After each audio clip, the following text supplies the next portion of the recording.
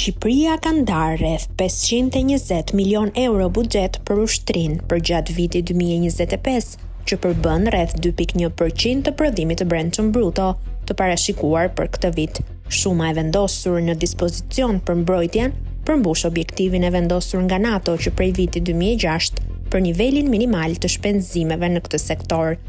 Deri para se Donald Trump të zgjidhej presidenti i SBA-ve në mandatin e parë të tij,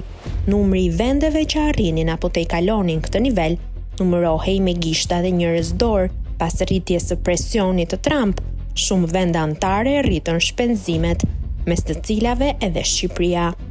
Por tashmë niveli dyshemej i rënë dakord në samitin e Hagës është rritur me 2.5 herë, që do të thotë se duke ju referuar prodhimit të brendshëm bruto të parashikuar për Shqipërinë për 2025-ën, Shqipëria do të duhet të ndajë për ushtrinë 1.3 miliard euro, që përbën rreth 16% të buxhetit të ndarë për këtë vit. Megjithatë, për realizimin e objektivit prej 5% për mbrojtjen është lënë afat viti 2035, dhe duke llogaritur rritjen e prodhimit të brendshëm bruto, Shqipëria brenda dekadës do të duhet të rrisë shpenzimet për ushtrinë nga 500 milion euro në 1.8 deri në 2 miliard euro.